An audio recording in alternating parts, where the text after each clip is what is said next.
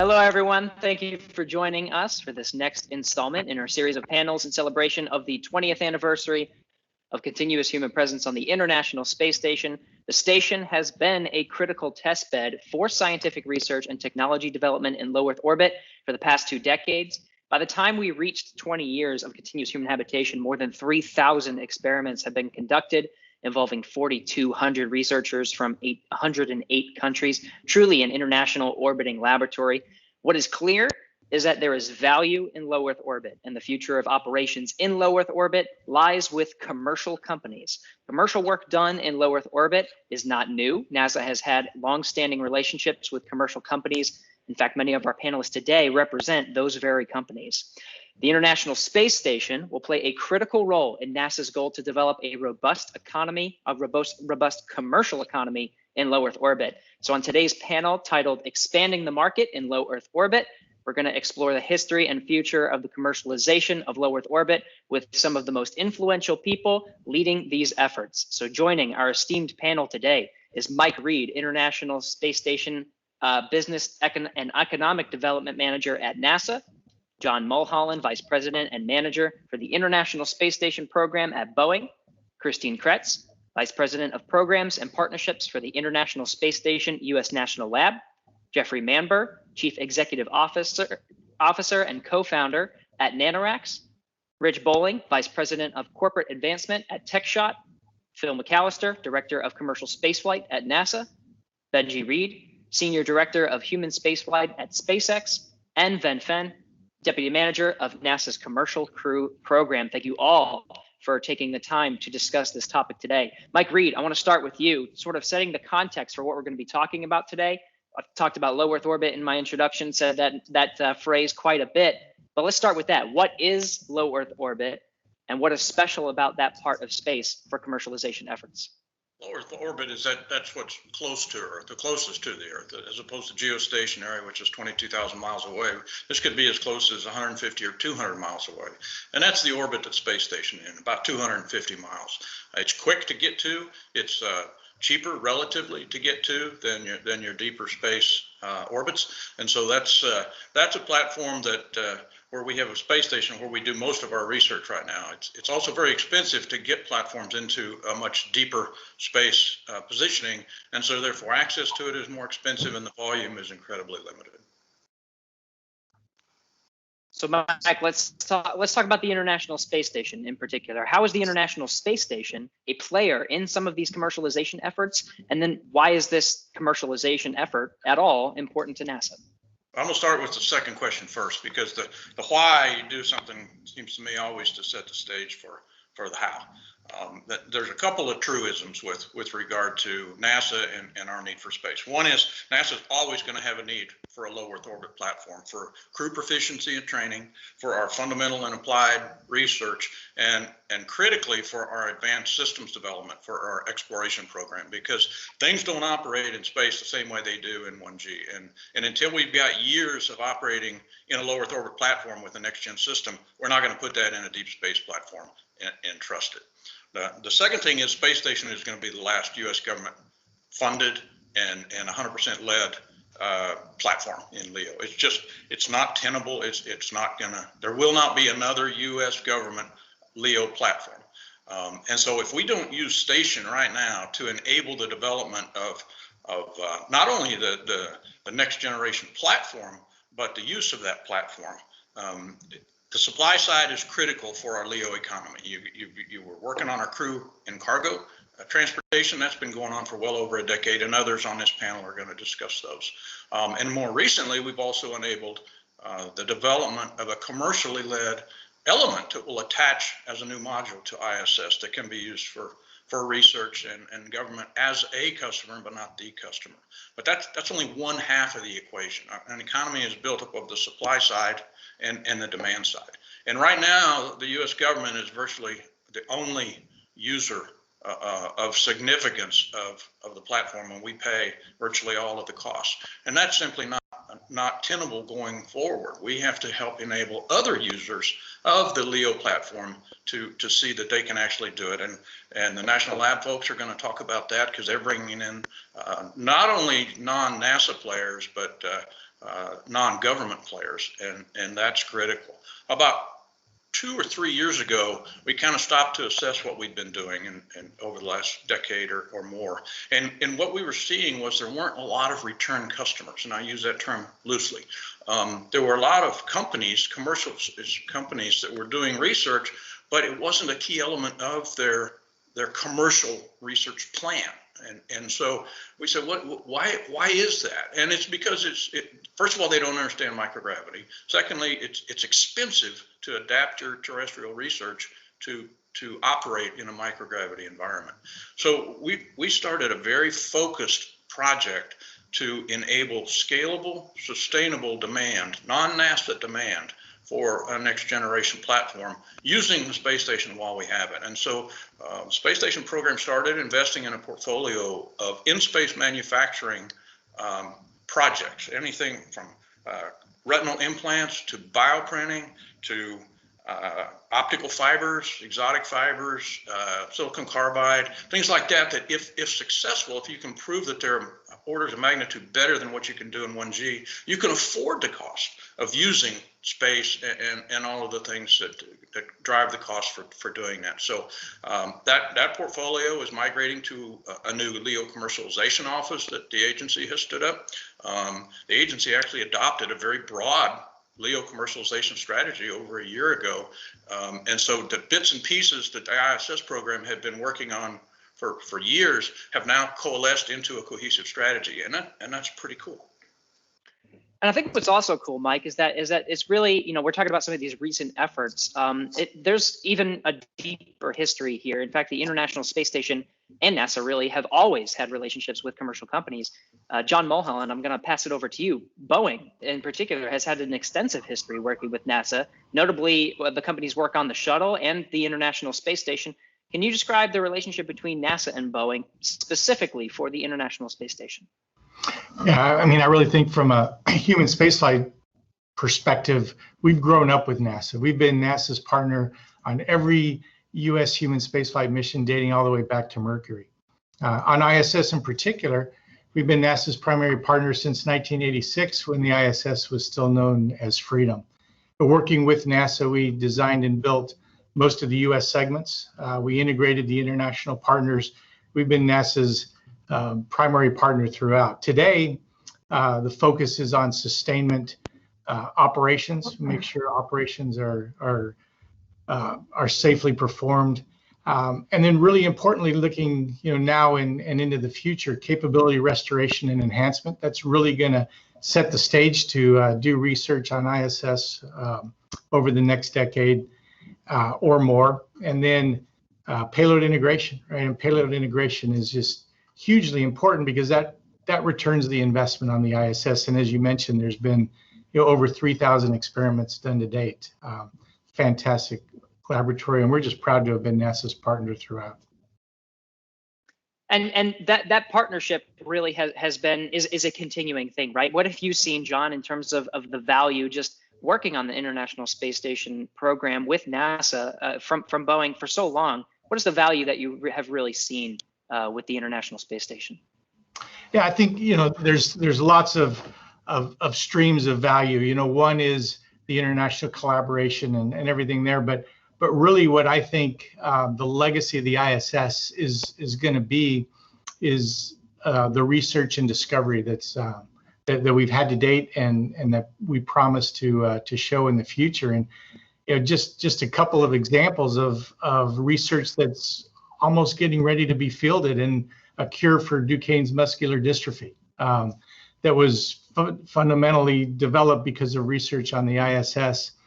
And just, in the last month or so, scientists completed research on a potential cure for leukemia. So, between those, manufacturing in space, there's just so much promise. Everything that we have done as a species, all the discoveries we've made have been made under the influence of gravity. This is the first time that a national laboratory has been dedicated to research without the effects of gravity, and we're seeing astounding results. And let's explore that a little bit, the idea of the space station as a U.S. national lab. Christine Kretz, at the top of this panel, I mentioned more than 3,000 experiments have been conducted on the station, thousands of researchers from more than 100 different countries. Many of these experiments were conducted and performed or through the function of the International Space Station as a U.S. national lab. Can you explain what that means and why it's important? Sure, that's great, Gary, and thanks for the question. As you know, Congress opened up the National Lab as a way for researchers around the world, but U.S. researchers especially, to have access for non-NASA research. And Mike pointed out some of the things that NASA has helped foster, but opening it up to a broader group of researchers on Earth to think about how they may take that terrific asset that we have in space and leverage it for their research was important.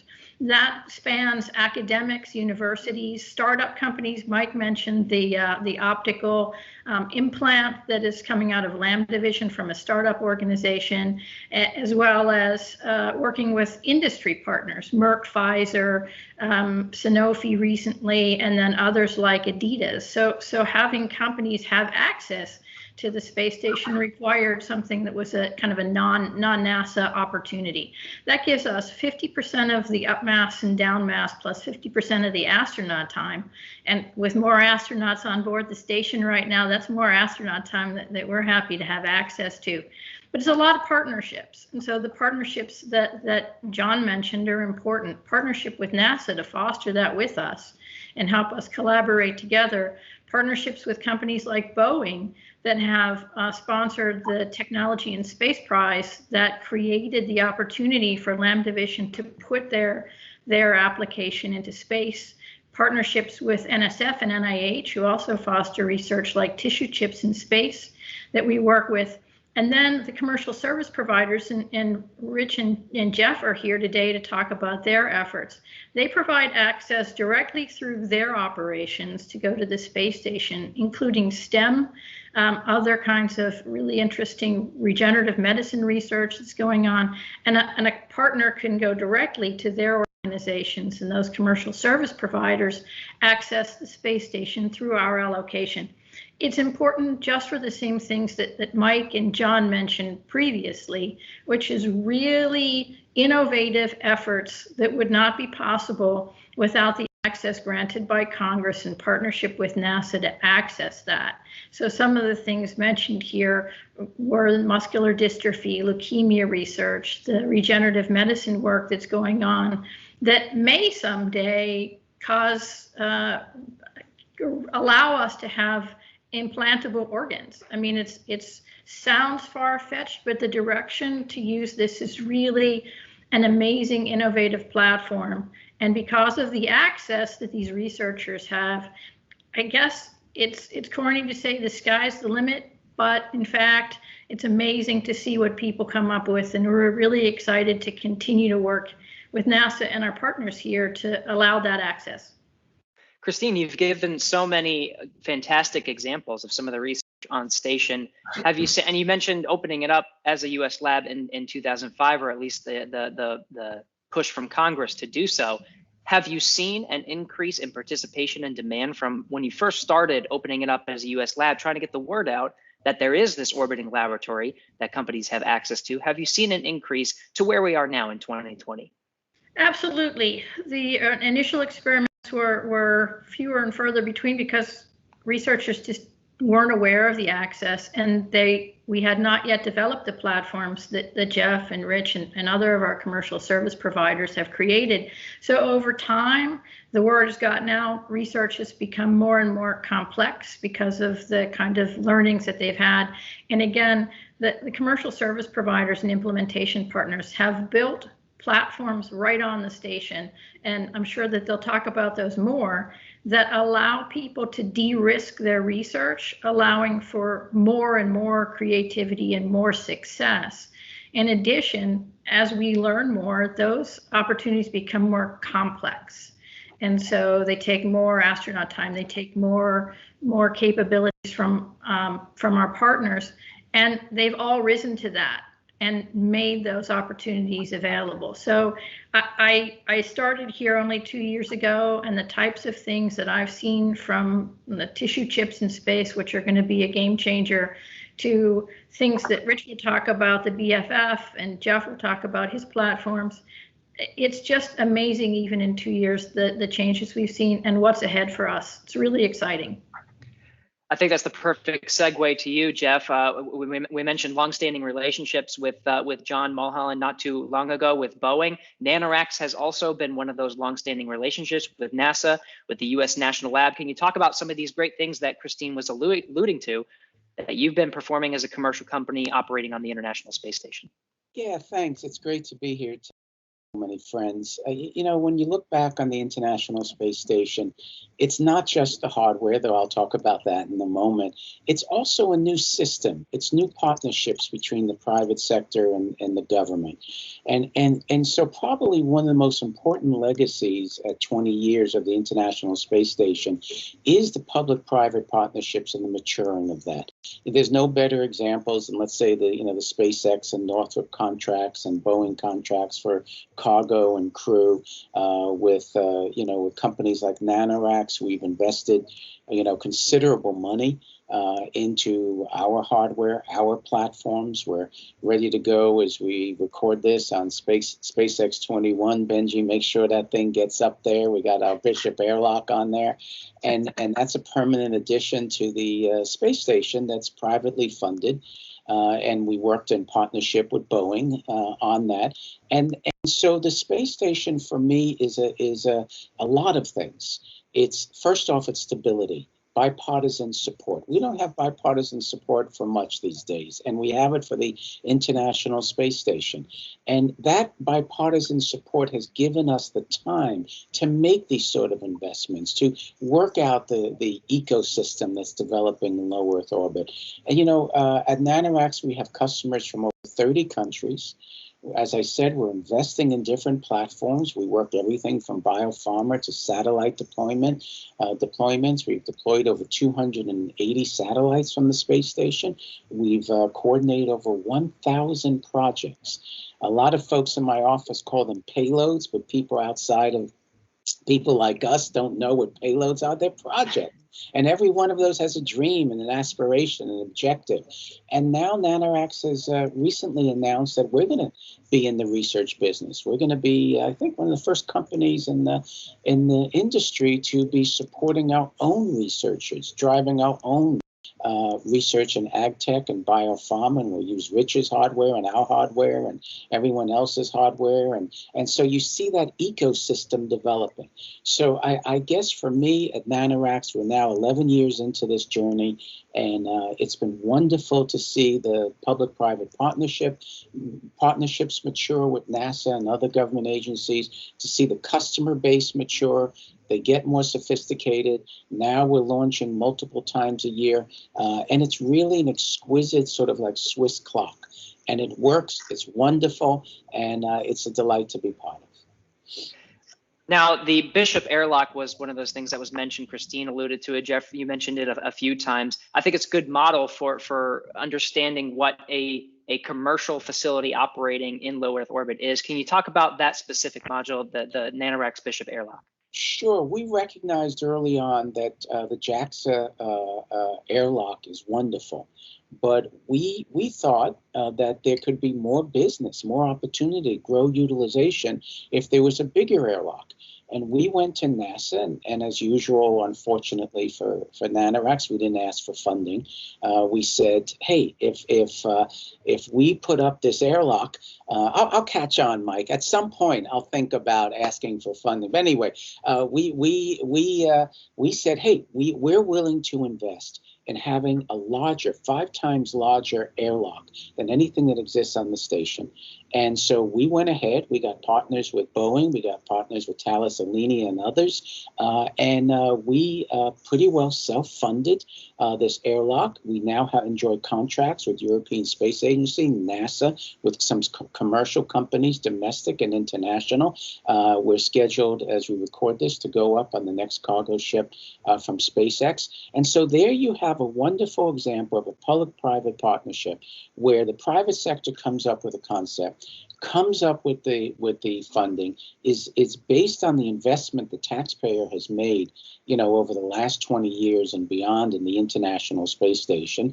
And frankly, now NASA's coming in as a customer, but pretty much a commercial customer, because they didn't fund us prior. They waited to see that we were moving along, and so it's still a fragile market, but couldn't be more excited by the Bishop airlock. It's going to be a permanent addition to the station and a great symbol for the growing maturity of the ecosystem. Now, Rich, Techshot is another commercial company operating on the space station. Now, through some of your work at Techshot, can you describe some of the things you've been a part of and the value that you've seen in low Earth orbit? Sure. So we were founded in '88. So some of our first payloads were onboard space shuttle missions. And at that time, I think we outright owned one payload, but most of what we were doing was building them and turning them over to the agency. In the station era, that sort of flipped, and now we've developed nearly a dozen payloads of so many different varieties, payloads projects, perhaps maybe we should call them. Many are on board the station now, and others are in the pipeline ready for flight certification. Those things are tools that enable research with fish, plants, cells, whole animals. We have an X-ray machine for mice on board the station now. And we've done 156 X-rays of mice so far. One of the more interesting ones of those was for the research team of Se-Jin Lee and Emily Germain Lee, the mighty mice that I think a lot of people have heard about.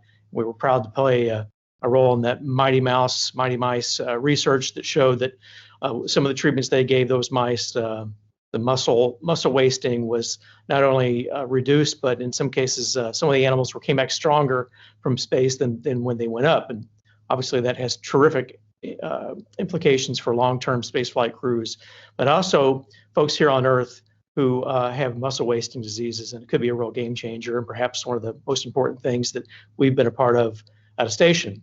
But others are also very exciting. We're getting ready to launch some squid on SpaceX 21, and so there's quite a wide variety of equipment, that most of which we provide as sort of a picks and shovels model, where it's not our research, it's the research of our customers, and we provide the whole ecosystem of what they need to get some amazing results in space. I mean, microgravity has a way of sort of lifting the mask off of biological processes and allowing researchers to understand more about what's going on inside of a biological system. Sometimes that means that they need to go back into space and continue either research or some manipulation on orbit, but also it might mean that they've learned something in microgravity that they can apply and replicate on Earth, which also I think is helpful to the industry. But our payloads, our projects are divided into a couple of categories. One is what we do provide for those customers of ours, but then the projects that we take on for ourselves with our internal science team. And those are related to things like what Christine and Mike alluded to with our bioprinter. So the Techshot 3D biofabrication facility, which we developed in partnership with a company called Nscript in Orlando, which we think makes the world's finest terrestrial 3D printers. And the bioprinter is something that is a project of Techshot's. The research is ours. We're doing the research internally now and occasionally bringing in outside investigators when it makes sense. Also working on a cell factory, Techshot in-space manufacturing capability to be able to make all sorts of stem cells in space for either cell therapies on Earth or for research by our own customers. We can provide a source of cell manufacturing on orbit. And then lastly, we're working on a 3D metal printer for the station as well, that hopefully will be able to prove its use to make aerospace grade things like titanium, which also will help exploration crews going to deep space and even on the surface of Mars. But these technical accomplishments, I think, are definitely important. But Jeff talked about just the infrastructure, whether it's the technical infrastructure or just the policy infrastructure that's been established. And I agree that I think that that's going to be this NASA democratization of space, where I think it has intentionally fostered entrepreneurial participation. I think that's going to be regarded as one of the station's most important achievements. And to me, this kind of leadership in technology and enterprise in space seems to be a very American thing to do. We're excited to be a part of it. Rich, you've explained so many fascinating types of research, and I think people listening may be surprised to hear just how many different areas there are: material science, biological science, and some of them may want to get involved as well. Can you kind of draw some lines and to connect with some of our panelists today? We have a representative from U.S. National Lab, we have you from Techshot, we have NASA. Can you talk about the relationships with Techshot and with all of these different elements that bring this together for those that may also want to get involved? Right. So first of all, part of that intentionality that I mentioned, which I think is not to be just quickly dismissed. I mean, Mike's office, Mike's been involved in the commercialization station for a long time, and he talked about how he's seen an evolution of what works and what policies that NASA can put in place to foster this. So we've worked with Mike's office. We've got a Space Act agreement established years ago, as I know Jeff has as well. And so without Mike's office, we couldn't do this. We launch on essentially every SpaceX cargo Dragon, and without that resupply capability, especially that return capability, we couldn't do what we want to do.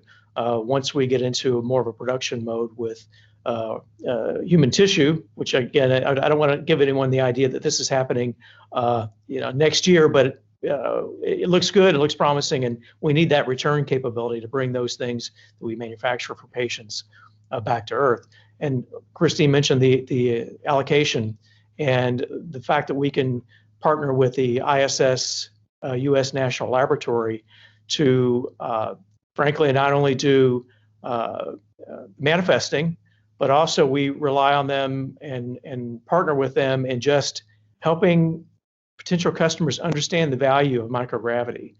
They've got some tremendous resources on staff that do a far better job than I do about explaining the value and the benefits of microgravity to material science folks, to people in industry and in pharmaceutical companies.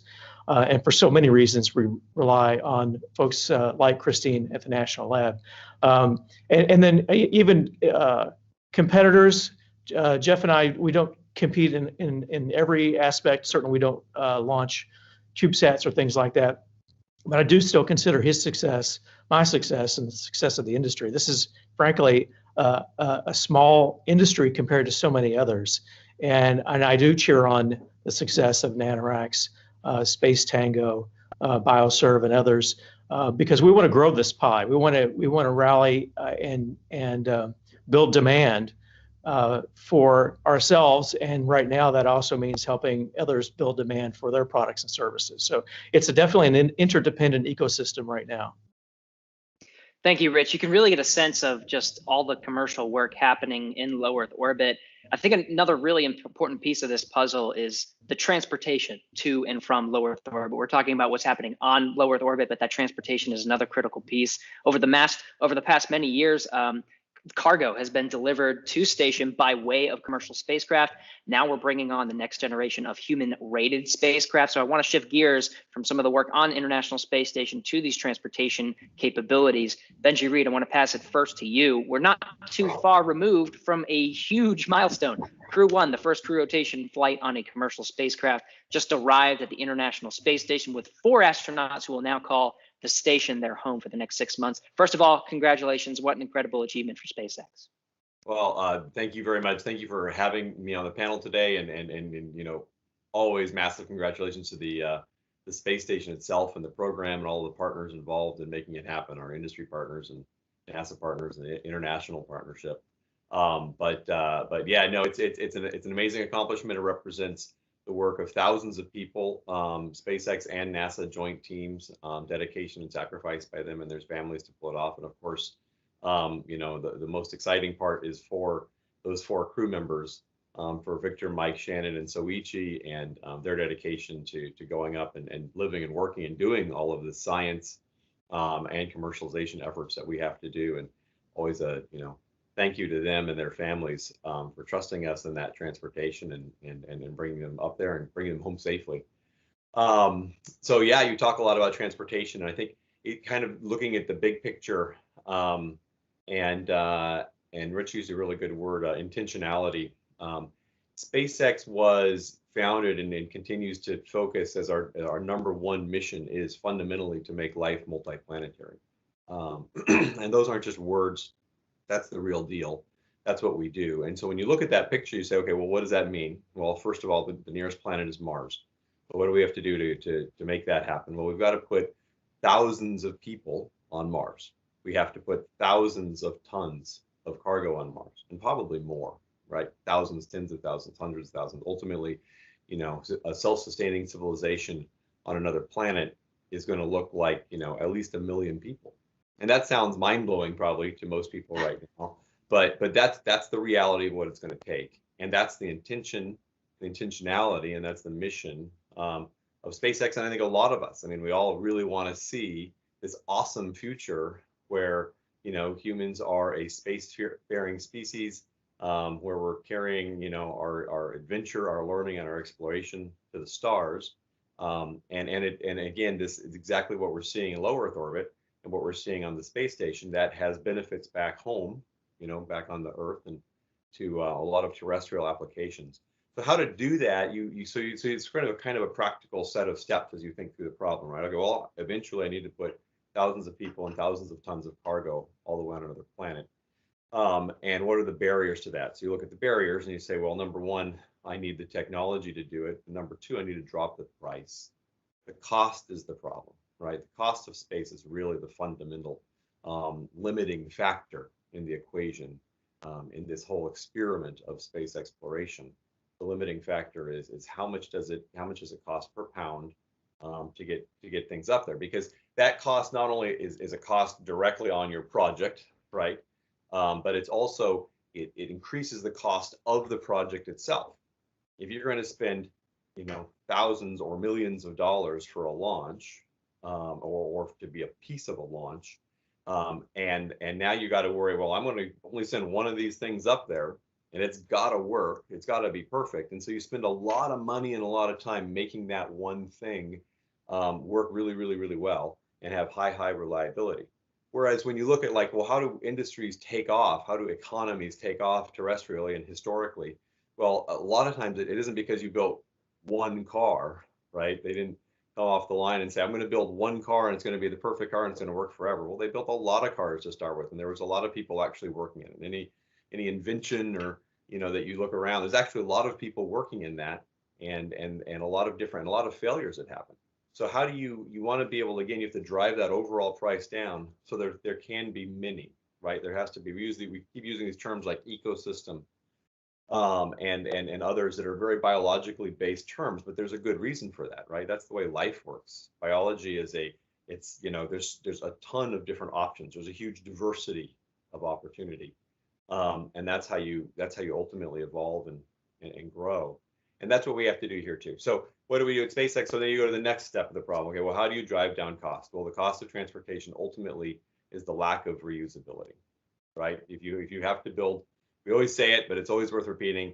You get on that big jet airplane, and if you had to, you know, fly across the country from New York to Los Angeles, and then you're done with that flight and you push it into the ocean, that's going to be a pretty expensive set of tickets. And so we started working, you know, from the very beginning on how do we refly rockets? How do we reuse those rockets? And ultimately, you know, all of the pieces of the spacecraft, everything that we can do. Huge partnership with NASA on the COTS program.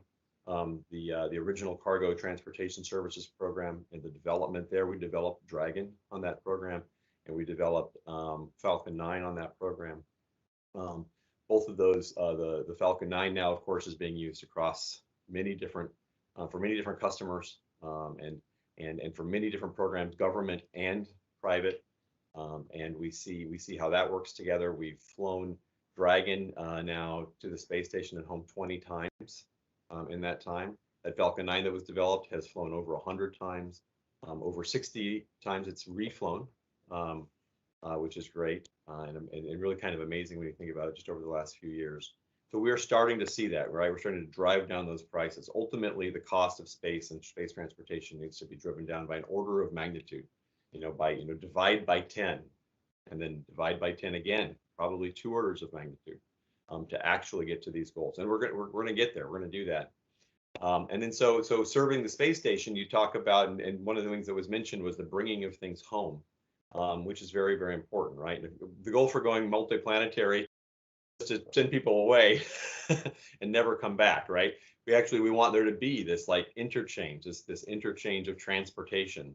And so this is the space station and the work we've been able to do with them and NASA and all of these great partners that we've been hearing from today and others is about that bringing things up and bringing them home and being able to learn. So from the beginning, Dragon was designed to fly lots of science, lots of payloads to the space station and bring it home safely. And there's other partners out there who are also working on those technologies too.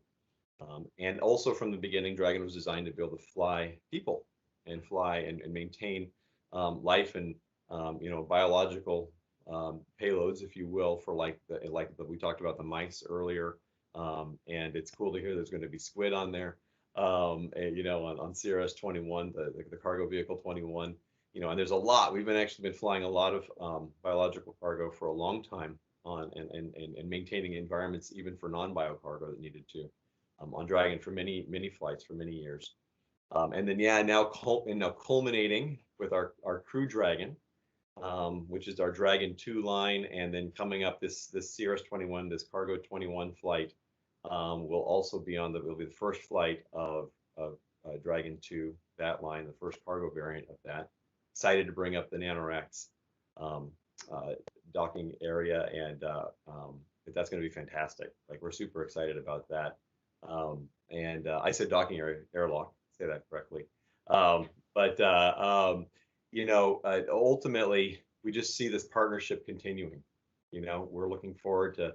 I love the fact that the Crew crew that went up just now, they're spending their next few weeks not only kind of getting oriented, but spending a lot of time catching up a lot of the work that's on station that needs to get done, doing a lot of the science work, and then getting ready for 21 to show up, which is going to just have a load of science.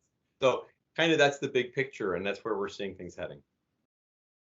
Beeji, you described so well the ambitions and the model that you're using to create this commercial economy. That's really what we're talking about today, an economy. And I know NASA's goal is to be one of many customers, right? In a self-sustaining, robust economy where commercial partners are in low Earth orbit. For SpaceX, can you talk about some of the ways that you are participating in existing in this market, right? With Crew 1, NASA was the customer. SpaceX provided transportation so that NASA can have astronauts on board the station to conduct science, but we want to be one of many customers, right? So talk about how the Crew Dragon will participate in some of the ambitions NASA has put up, like private astronauts in the low Earth orbit economy. Sure, absolutely. Well, very similar to what happened with Falcon, right? Again, we developed Falcon 9 as part of that COTS effort and to put Dragon to take Dragon to space station. And now we, again, in a very good example, NASA is one of many customers on the Falcon 9 rocket. And we're going to start seeing the same thing on Dragon as well. Dragon primarily has been designed for the space station at home. It's also designed to do free flight. And so basically doing orbits in low Earth orbit in LEO, and can stay up for a number of days or depending on the different activities that we can do science in low Earth orbit. We can carry payloads in the trunk, in the back of Dragon for non-pressurized cargo. We can carry lots of cargo inside, and we can carry people, as you were alluding to.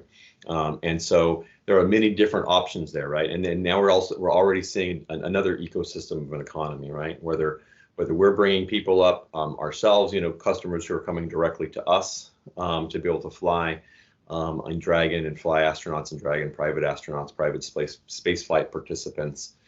We can fly them in Dragon directly ourselves as direct customers to us. We can also provide those transportation services to a variety of other companies that are essentially brokers who are putting together a whole plan. There are a number of people out there looking at different opportunities for private space stations or private elements of space stations, exactly what Nanoracks is doing, and starting to look how can we add to the space station as it is, and eventually how can we create, commercial space stations. And those folks all need transportation services as well, and transportation for cargo, for science, and of course for people and for astronauts.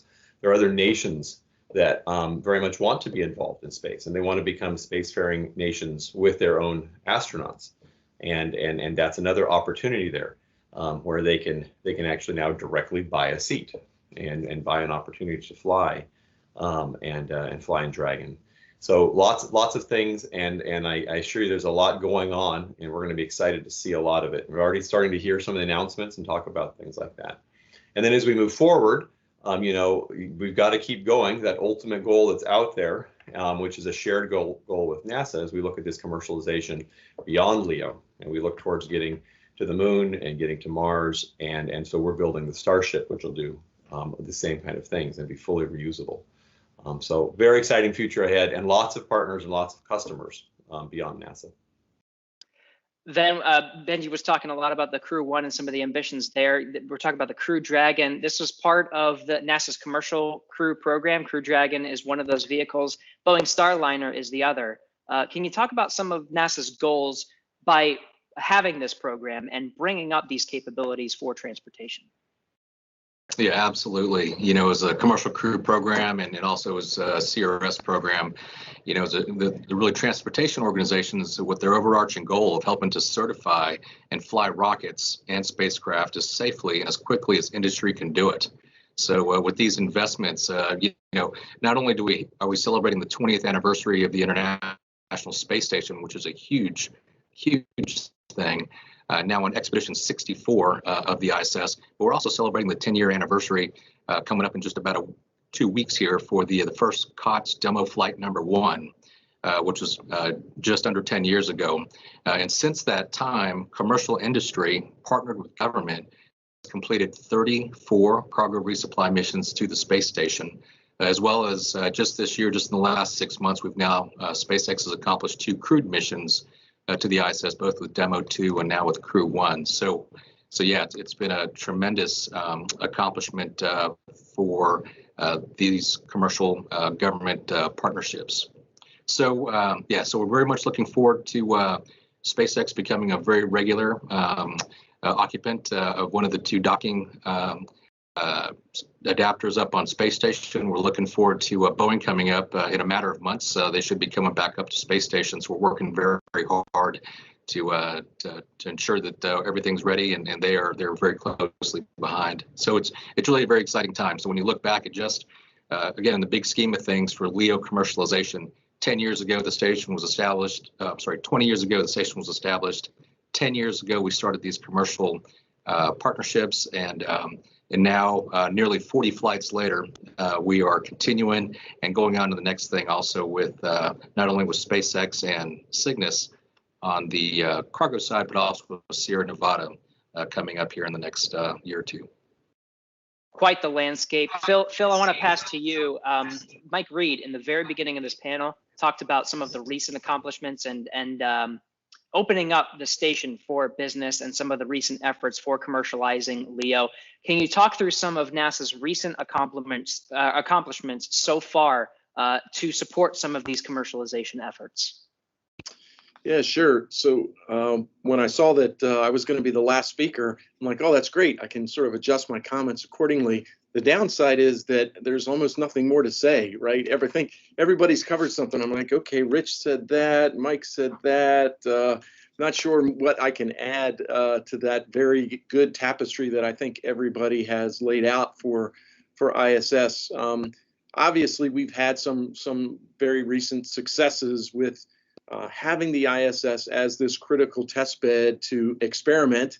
And I use that word literally and figuratively, right? Actually doing research experiments, but also experimenting on what works and what may not work in terms of economic activity and commercial activity on ISS and in low Earth orbit. So ISS has been a key platform. We're really just seeing some traction now. I think it has to do with the fact that we actually have human commercial space transportation now available through the SpaceX Crew Dragon and very shortly thereafter Starliner. So we're seeing a lot of traction on private astronaut missions that go to the ISS. And not only that, just completely private missions that don't even go to the ISS. There was a recent announcement by SpaceX and Space Adventures just to go in space and not to dock with ISS. And NASA will have nothing to do with that project. And that's exactly what we want to see.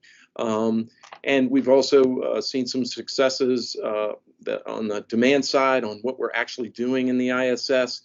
We're seeing some more commercial development projects that are coming up to the ISS.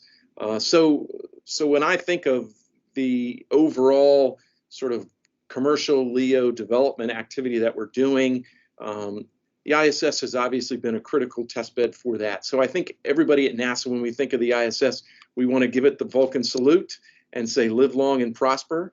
But this 20th anniversary is an awesome celebration, but it's also a reminder that the ISS is not going to be around forever. It could experience an unrecoverable anomaly at any time. And so as amazing as it is, it's also a reminder that that is our single toehold to continuous human presence in low Earth orbit. So it's my job to ensure that we do not have a gap for whenever the ISS retires, whenever that is. And so when I look back historically, Benji and Ven also mentioned, we started with cargo, and then we have crew, commercial crew, and I think our long-term vision is then to have commercial destinations. And once we have all three of those in low Earth orbit, primarily driven by private sector interests, you have this self-reinforcing ecosystem. I know we've used that word a lot, but I really think it applies here, self-sustaining and self-reinforcing. And that's what the Commercial LEO Development Program is all about. We are looking at eventually having multiple space destinations. Again, the sort of tenuous nature of just having one platform up there, as amazing as it is, reinforces that I think we need multiple destinations, just like we have multiple commercial cargo capabilities and soon commercial crew capabilities. Having redundancy and having multiple capabilities is going to be key. And I think when we look at destinations, when we've talked about all the different things that we can do in low Earth orbit, not every destination is going to be good for every kind of application. So we could see sort of tailoring of this destination for this particular market, this destination for another different kind of market. But you look overall and you have this sort of rich tapestry, capability, redundancy that I think we all want to take advantage of, not just NASA. As Mike said, we are going to have continuous requirements in low Earth orbit. We're going to be a good anchor customer for these capabilities. But as we've said many times, it's not just a cliche. We want to be one of many customers. So we're hopefully going to enable that capability to be sold to other customers. And I do agree with Benji completely. The key is cost, right? As amazing as the ISS is, we've always been conscious of costs with the ISS, but it wasn't really developed with that as the primary driver. It had other things that we were trying to accomplish. When you partner with the private sector, they have a laser focus on cost and schedule, and then you bring NASA's experience with human spaceflight, our 50 years of human spaceflight, and you put those together. It's a very, very powerful combination. And we saw it with cargo, we saw it with crew, and I want to bring those lessons learned with commercial space destinations and make sure that they are online whenever the ISS retires. And I think once that happens, NASA can then set its sights deeper and really allow the economic activity in low Earth orbit to really take off. Phil, I think you said it so nicely, and I'm sorry for making you the last speaker, but you said it that we've covered so much, man. We talked about the International Space Station and some of the great work happening on board with a lot of our commercial partners. We talked about the transportation capabilities, and Phil, you ended so nicely with giving us an understanding of what this framework, what is a robust ecosystem, understanding sort of what that looks like in low Earth orbit. So I'd just like to end there and thank each and every one of you for taking part in today's discussion. Just what a truly enlightening and fascinating discussion we had today. It's been an honor to host such an esteemed panel and chat with you all today. So for those listening and tuning in, thank you so much. If you want to know more about NASA's low Earth orbit commercialization efforts, visit nasa.gov/LEO-economy.